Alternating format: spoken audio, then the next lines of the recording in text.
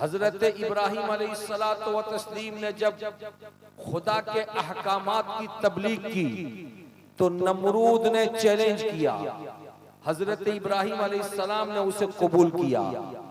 हजरत मूसा अलैहिस्सलातु व तस्लीम ने जब अल्लाह तबारक व ताला के फरमान की तबलीग की तो फिरऔन ने चैलेंज किया। हजरत मूसा अलैहिस्सलातु व तस्लीम ने उसे कबूल किया। हजरत ईसा अलैहिस्सलातु व तस्लीम ने जब अल्लाह के हुक्म की तबलीग की तो उनके जमाने के औबाश लोग खड़े होकर चैलेंज किए, हजरत ईसा ने कबूल किया।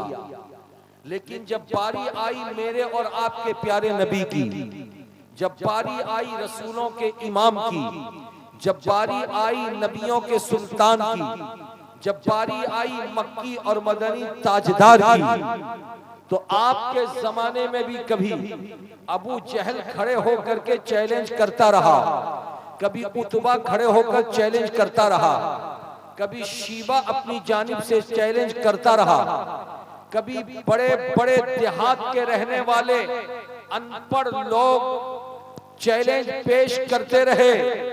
लेकिन ये मुस्तफा जाने रहमत सल्लल्लाहु अलैहि वसल्लम का सीना था कि अल्लाह तबारक व ताला ने इल्म का खजाना ऐसा उनको अता फरमाया था कि हर चैलेंज को मेरे नबी कबूल करते रहे। चुनांचा उन्हीं चैलेंजों में एक चैलेंज आया था अबू जहल की तरफ से कि अपनी बंद मुट्ठी लेकर के वह हाजिर हुआ। इको कम कर बाबू, इको कम कर। अपनी बंद मुट्ठी लेकर के नबी की बारगाह में हाजिर हुआ और कहने लगा कि ए आमिना खातून के लख्त जिगर, ए अब्दुल्ला के नूरे नजर, ए अब्दुल मुत्तलिब के पोते, अगर तुम नबी होने का दावा करते हो तो ये बताओ मेरी मुट्ठी में क्या है। कौनैन का ताजदार मुस्कुरा पड़ा।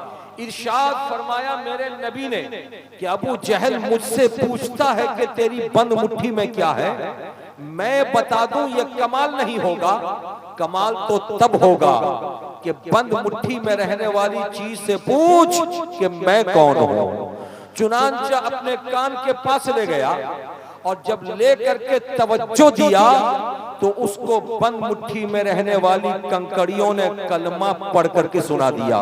बोलो सुभान अल्लाह। जब कलमा पढ़ करके उसने सुन पढ़ते हुए कंकड़ियों को सुना तो हवास बाख्ता हो गया और कहने लगा कि मोहम्मद अरबी ने इन कंकड़ियों पे भी जादू कर दिया है। लेकिन मेरे बुजुर्गों और दोस्तों, मैं बताना ये चाहता हूँ, ये जादू की रट लगाने वाले ये कोई मक्के के नए लोग नहीं थे, बल्कि जादू की रट लगाने वाले पुराने लोग थे जो उनके आबाओ अजदाद ने भी जादू की रट लगाई थी। चुनांचा याद आया मुझे कि जनाबे मूसा अलैहिस्सलातु व तस्लीम के सामने फिरऔन ने जादूगरों को खड़ा किया था और कहा था कि मूसा तुम्हारी बातों की तोड़ के लिए मैं जादूगरों को बुलाता हूँ और वो जादू का खेल दिखाएंगे, हिम्मत है तो उनके चैलेंज को कबूल कर।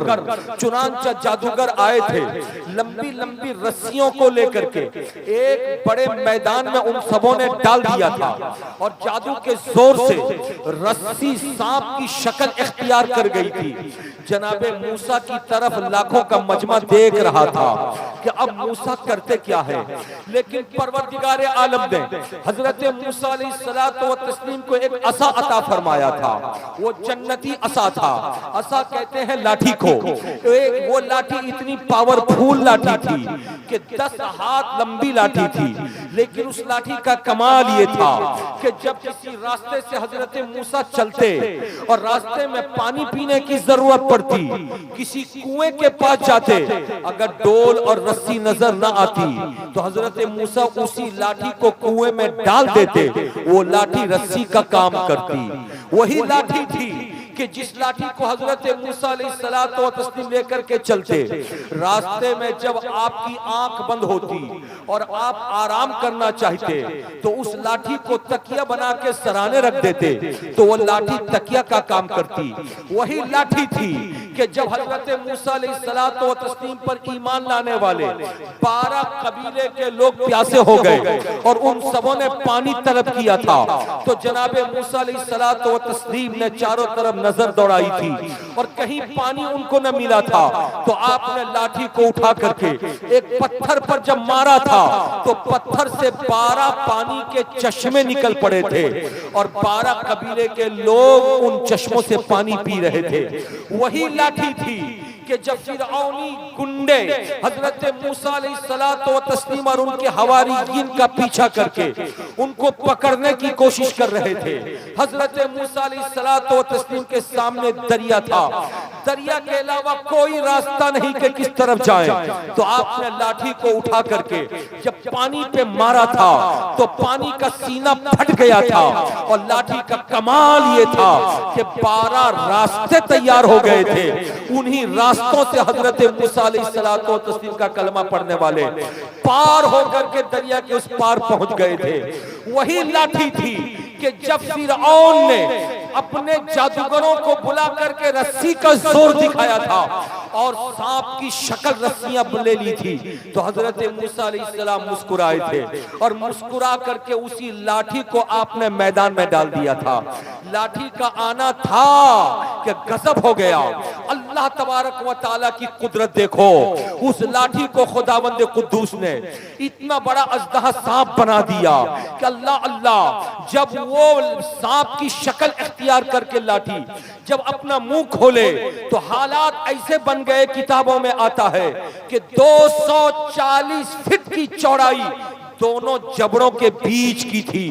जब उस सांप ने मुंह खोला था तो उसकी हैबत को देख करके, उसके उस अंदाज को देख करके 80,000 लोग वहीं पे दम तोड़ चुके थे, वहीं पे जाँ बहक हो गए थे। और उस अजदहा सांप ने एक एक करके सारे सांपों को निगलना शुरू कर दिया। फिरऔन भागा था लेकिन सांप ने उसका पीछा किया था। उस अजदहा ने हाथ जोड़ करके माफी मांगा था और कहा था कि मूसा मुझे माफ कर दो, मूसा मुझे माफ कर दो। जनाबे मूसा अलैहिस्सलातो व तस्लीम मुस्कुराए थे। मैं कहना यह चाहता हूं कि हक वालों के खिलाफ हमेशा बातिल पीछा किया है और अपना चैलेंज पेश किया है। उस चैलेंज को हक वाले हमेशा कबूल किए हैं और न सिर्फ कबूल किए हैं बल्कि हक वालों ने मुंह तोड़ जवाब भी दिया था। मेरे बुजुर्गों और दोस्तों, यहीं पे ठहर करके मैं आपको बताना यह चाहता हूं कि हिंदुस्तान में अल्हम्दुलिल्लाह हम मुसलमान, हम सुन्नी सहीउल अकीदा मुसलमान, हम हक वाले हैं, लेकिन हिंदुस्तानी कानून के दायरे में रहते हुए हम हिंदुस्तान के किसी भी मजहब के खिलाफ, किसी भी कौम के खिलाफ अपनी जबान नहीं खोलते। लेकिन दूसरे लोग हैं जो हमारी मस्जिदों के खिलाफ मुंह खोलते हैं, हमारे मदरसों के खिलाफ मुंह खोलते हैं, हमारी खानकाहों के खिलाफ मुंह खोलते हैं, हमारे कब्रिस्तान के खिलाफ मुंह खोलते हैं, हमारी बहू बेटियों के खिलाफ मुंह खोलते हैं, कभी हमारी बेटियों के निकाब के खिलाफ मुंह खोलते हैं, कभी मुसलमान के चेहरे की दाढ़ी के खिलाफ मुंह खोलते हैं, कभी मुसलमानों के सर पे टोपी देख करके मुंह खोलते हैं, कभी उनका इस्लामी लिबास देख करके मुंह खोलते हैं। लेकिन हालात ऐसे बन गए कि जब तक दूसरे लोग हमारे लिबास के खिलाफ मुंह खोलते रहे तब तक हम चुप रहे, हमारी टोपी के खिलाफ मुंह खोलते रहे तब तक हम चुप रहे, हमारी दाढ़ी के खिलाफ मुंह खोलते रहे तब तक हम चुप रहे। लेकिन हालात इतने बिगड़ गए कि अब तो टोपी दाढ़ी या हमारी बहनों के लिबास या उनके निकाब को तो छोड़ो, बल्कि जिस महबूबे खुदा ने, जिस रसूल कौनैन ने, जिस नबी कौनो मका ने, जिस खुदा के हबीब ने मक्के की दुनिया में रबीउल अव्वल की 12 तारीख को पैदा हो करके गारे हिरा में अपना वक्त गुजार के 40 साल की उम्र में फारान की चोटी पर खड़े हो करके हमें खुदा का पैगाम दिया था, जिस रसूल को खुदा ने सर से लेकर पांव तक नूरुन अला नूर बनाया था, जिस रसूल को खुदा ने मा काना व मा यकून का इल्म अता फरमाया था, जिस रसूल के सीने में खुदा ने कुरान पाक के 30 पारे उतार दिए थे, जिस रसूल ने खुदा ने भटकी हुई कौम को हिदायत का रास्ता दिखाया था, जिस रसूल को खुदावंद कुद्दूस ने इतना इल्म दिया था कि जिसने इंसान को इंसानियत का लिबास अता किया था,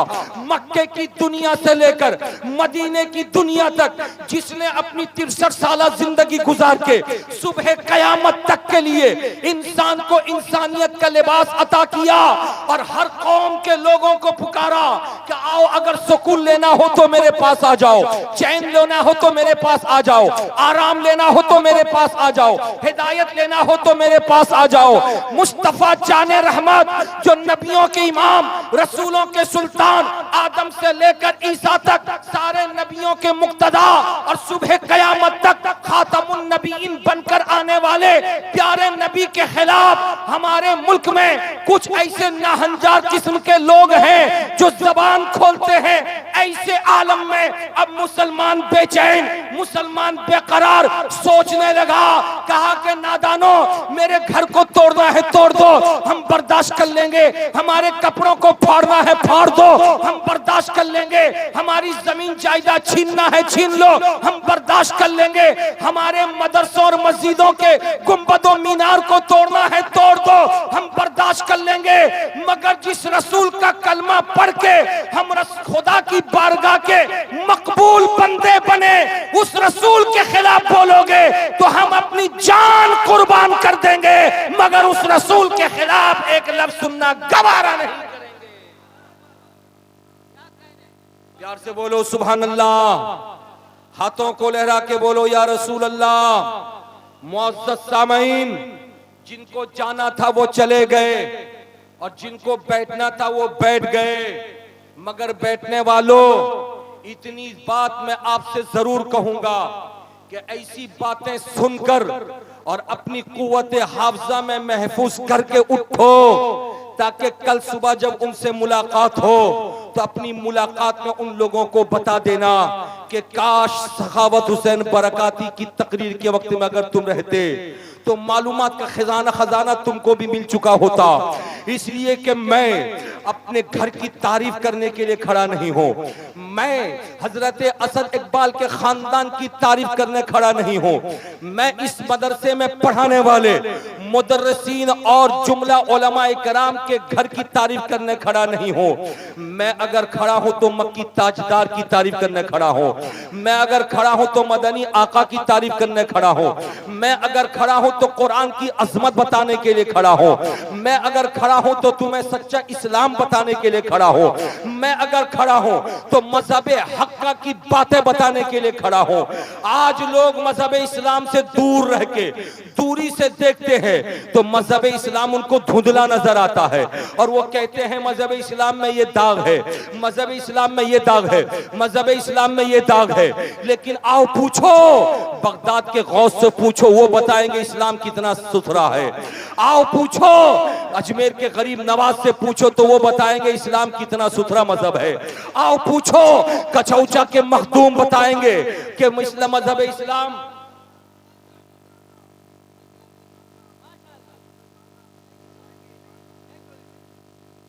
सुभान अल्लाह सुभान अल्लाह सुभान अल्लाह। हजरात मुकर्रम में आपको बताना ये चाह रहा था कि यकीनी तौर पर आपको और हमको खुदा ने वो आंखें तो दी है जिन आंखों से हम दूसरों को देख लेते हैं, मगर देखने में कभी कभी धोखा होता है।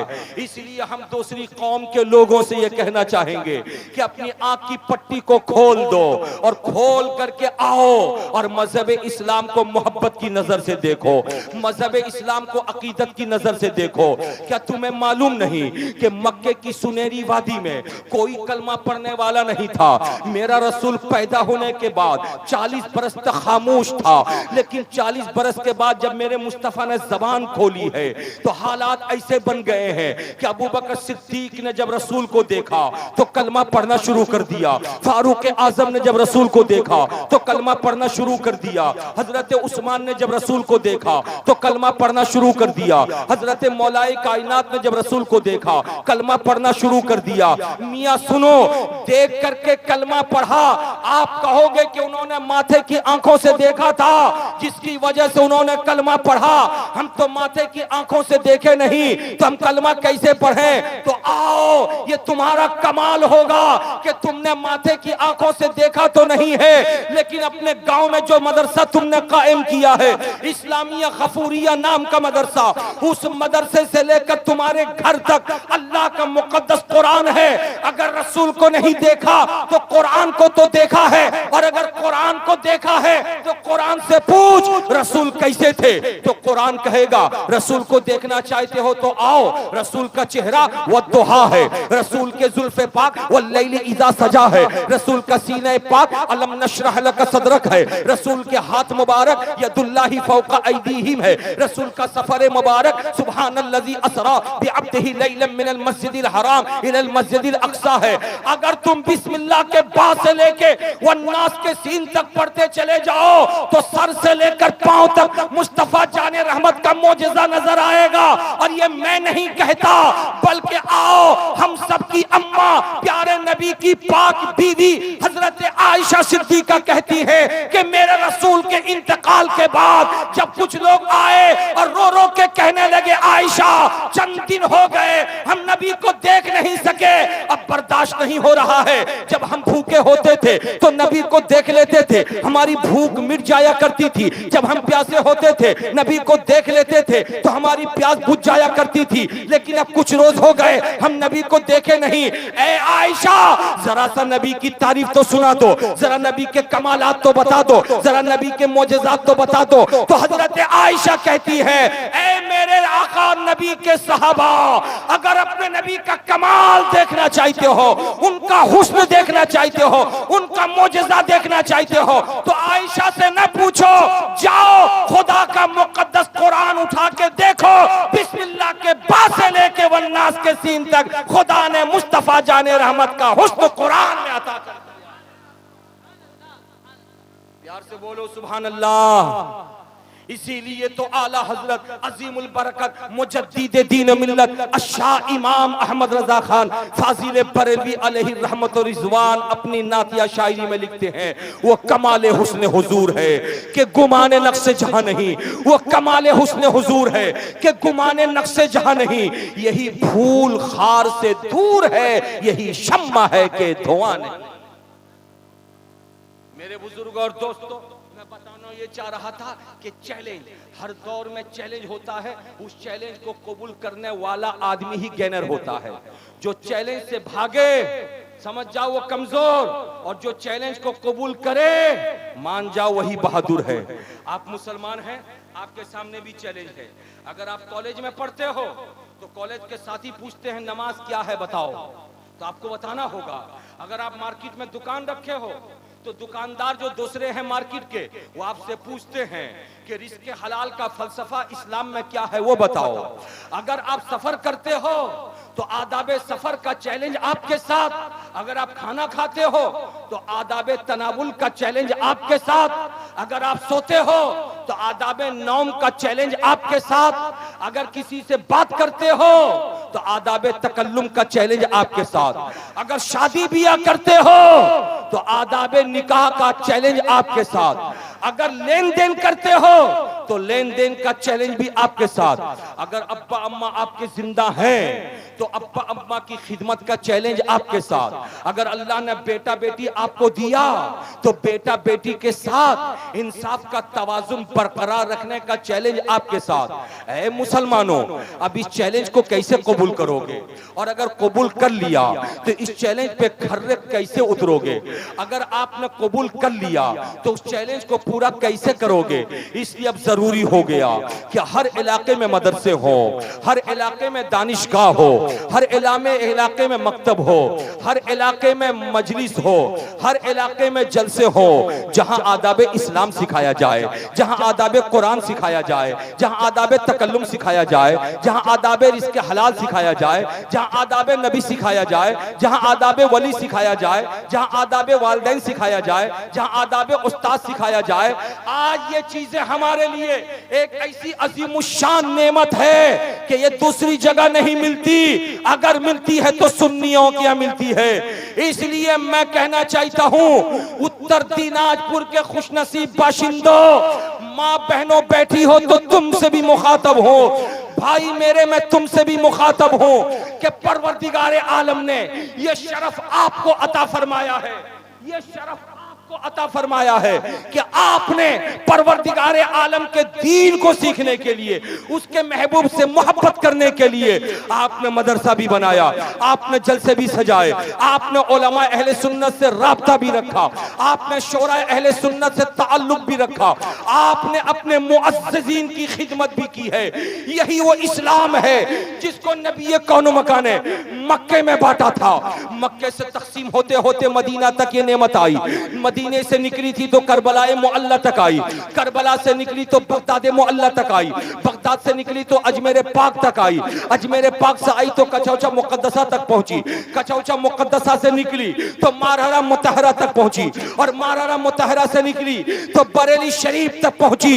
इसलिए आज आला हजरत और मसलके आला हजरत का हम दम भरते हैं, इसलिए कि आज के पुरफेतन दौर में गैर तो गैर बहुत सारे अपने जो कुर्ता पाजामा टोपी और दाढ़ी में नजर आते हैं, लेकिन सलाम बंद, अंगूठे चुमना बंद, फातिहा बंद, नियाज बंद, कब्र पे हाजिरी देना बंद, इन चीजों का शोशा छोड़ते हैं।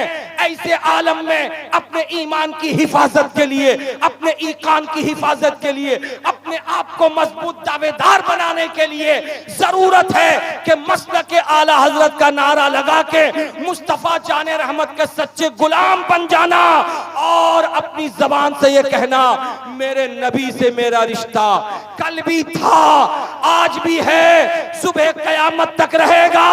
अगर कोई कहे नबी से रिश्ता जोड़कर क्या फायदा, तो पकड़ना उसको और कहना, नादान, नबी से हमको तू अलग करना चाहता है, हम अलग हो नहीं सकते, इसलिए कि बखुदा खुदा का यही है दर, नहीं और कोई मफर मकर, जो वहां से हो यहीं आके हो, जो यहां नहीं तो वहां। बोलिए सुभान अल्लाह। हजरात, आप बैठे हैं, चंद लोग हैं, मुझे अच्छा लग रहा है, मेंबर शरीफ से तो लोग अपनी अपनी जरूरत के तहत चले गए, आप में से भी बेशतर लोग चले गए, मगर आप बैठे हैं, कुछ बातें सुन करके जाइए। इस्लाम हमें सिखाता है कि बाल बच्चों की परवरिश इस्लामी ढंग से करो। बाल बच्चों की परवरिश, बोलो भाई, बाल बच्चों की परवरिश इस्लामी ढंग से करो। आज हमारा मुसलमान पैदा कर दिया, पैदा करने के बाद बच्चा कैसी जिंदगी गुजार रहा है, बच्ची कैसी जिंदगी गुजार रही है, हमें इस चीज की परवाह नहीं। ज्यादा से ज्यादा अगर टाइट होते हैं तो यही कहते हैं, ट्यूशन गए कि नहीं, स्कूल गए कि नहीं, कॉलेज गए कि नहीं, एग्जाम है तैयारी क्यों नहीं हो रही है, ज्यादा से ज्यादा यही ताकीद हम करते हैं। लेकिन उठना कैसे हो, बैठना कैसे हो, सोना कैसे हो, जागना कैसे हो, किससे, लड़की है तो किससे बात करे या किससे बात ना करे, लड़का हो तो किसके सामने जा सकता, किसके सामने नहीं जा सकता है, गुफ्तगू के आदाब, बोलचाल के आदाब, तहजीब व तमद्दुन, आज हम इससे कोसों दूर नजर आ रहे हैं।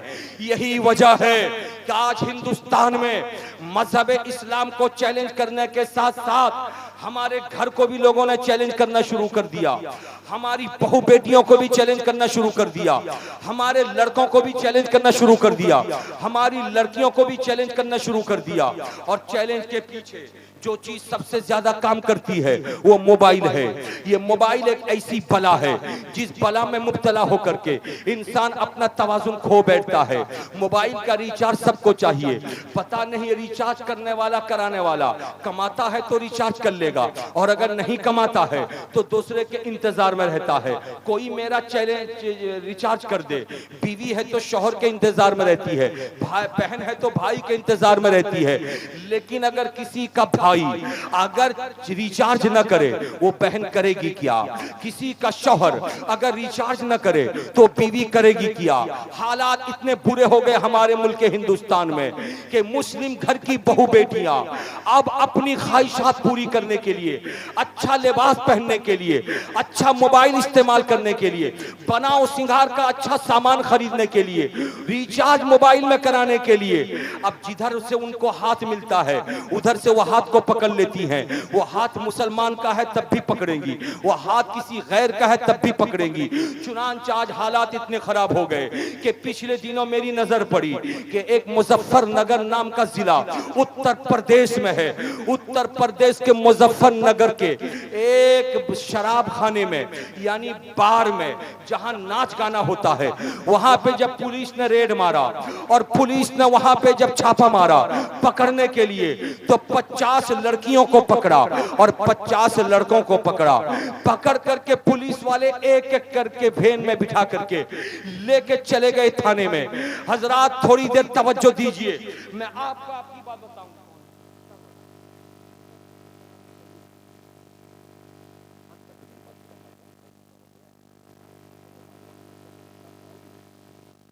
हजरात अब आप जाएंगे नहीं, ये देखिए दस्तार वाले बच्चे हैं, इन्होंने कुरान पाक हिफ्ज़ किया है, आलमियत की दस्तार है माशाअल्लाह, ये आलिम बनना है। सुभान अल्लाह सुभान अल्लाह। जिस वक्त मजमा ठाठे मार रहा था और मिंबर शरीफ पर भी उलमा इकराम की कसरत थी, उस वक्त ये काम होना चाहिए। जरूरत थी हजरत असद इकबाल के पढ़ने से पहले या हजरत असद इकबाल के पढ़ने के फौरन बाद ये काम कर लिए होते। अब तो लोग आए, घड़ी देखे और देख करके निकल गए। चलिए कोई बात नहीं, आप बैठे हैं भैया, आप लोग इन बच्चों का साथ दीजिए। ये बच्चे बच्चे नहीं हैं, आलमियत की दस्तार है, यानी कौम की अमानत बनने जा रहे हैं। अब ये बच्चे मुसल्ले इमामत को संभालेंगे, ये बच्चे कौम की क़यादत करेंगे, ये बच्चे गुमगश्तगाने राह को पकड़ करके राहे हक उनको दिखाएंगे, हिदायत का रास्ता उनको दिखाएंगे। इसलिए ये उलमा हैं जो आपके सामने एक एक करके अभी आएंगे, मगर थोड़ी देर मेरी गुफ्तगू आप सुन लीजिए, उसके बाद फिर मैं आपको आपके सामने से हटूंगा और ये बच्चे आएंगे दस्तार वाले। मैं आपको बताना ये चाह रहा था, 50 लड़कों को पुलिस वालों ने पकड़ा था और 50 लड़कियों को पुलिस वालों ने पकड़ा था। वैन में बिठा करके थाना ले गए थे और थाने में जा करके लाइन से लड़कों को खड़ा कर दिया, लाइन से लड़कियों को भी खड़ा कर दिया, एक एक करके नाम लिखना शुरू किया। उत्तर दिनाजपुर के लोगों, जरा सा अपने कलेजे को अपने हाथ में ले लो और लेकर के जो मैं बात बोलने वाला हूं उसको तुम सुनो। अल्लाह अल्लाह, जब लड़कों का नाम लिखना शुरू किया तो 49 यानी 49 लड़के ऐसे थे जो गैर मजहब के थे और एक लड़का मुस्लिम था, उनका नाम उन लोगों ने लिख दिया। अफसोस का मकाम तो है कि एक लड़का बहक गया और बार में चला गया शराब खाने में। अल्लाह अल्लाह, हजरात 49 गैर थे, एक अपना मुस्लिम लड़का था। लड़कों का नाम लिखने के बाद जब पुलिस वालों ने लड़कियों का नाम लिखना शुरू किया तो आपको हैरत होगी, 44 यानी 44 लड़कियां मुस्लिम थी और 6 लड़कियां सिर्फ गैर मुस्लिमा थी। अल्लाह अकबर, जरा सा अंदाजा लगाओ वो किसके घर की बेटी रही होगी, वो किसके घर की बहू रही होगी। आखिर उसके पास कमी क्या थी, आखिर उसको जरूरत क्या थी? क्या मोबाइल में रिचार्ज करवाना था कि पैसे कमाने गई थी? क्या आईफोन उसको चलाना जरूरी था कि वो पैसे कमाने के लिए गई थी? क्या उसको अपने जरूरत के लिए बनाओ सिंगार का सामान खरीदना था जिसके लिए वो शराब खाने में जाके नाच रही थी?